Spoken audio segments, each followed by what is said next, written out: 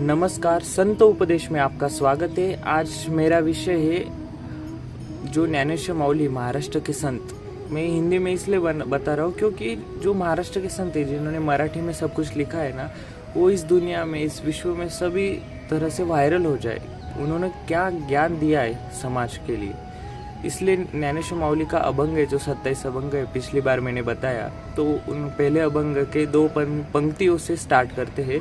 ज्ञानेश्वर माऊली कहते हैं, देवाची द्वारी उभा क्षण भरी, तेने मुक्ति चारी साधिएला।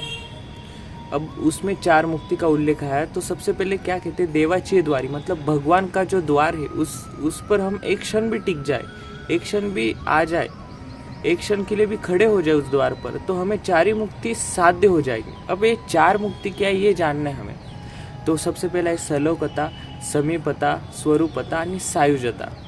तो सलोकता क्या है? सलोकता मतलब वो सब में बसा है, जो भगवान है वो सब में बसा है, सलोकता। समीपता मतलब सबसे समीप है वो, हमारे माँ बाप सबसे समीप जो है वो भगवान है, सलोकता समीपता। स्वरूपता क्या है? मतलब सब स्वरूप में वही है, वही विराजमान है और हर एक का स्वरूप वही है। सरोकता, समीपता, स्वरूपता और सायुजता मतलब वो बहुत सहज है, बहुत इजी है। हमें तत्वज्ञान बहुत हार्ड लगता है, बहुत कठिन से कठिन लगता है, पर वो सबसे आसान चीज़ जो है ना, भगवान है, उसको समझना, उसको जानना।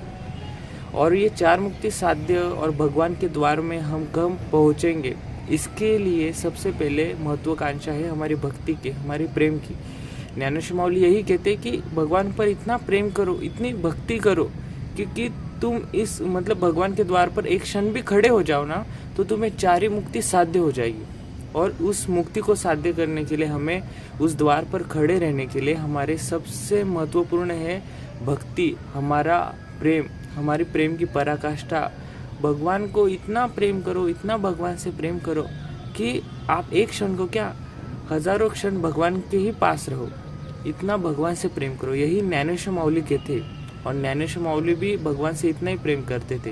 ज्ञानेश्वर माऊली के गुरु है संत निवृत्तिनाथ, वो बहुत प्रेम करते थे, उनकी गुरु भक्ति इतनी थी, इसलिए उन्हें भगवान मिल गए। इसलिए अगर किसी से प्रेम करो तो उसमें भगवान दिखना चाहिए, यही ज्ञानेश्वर माऊली कहते हैं। धन्यवाद।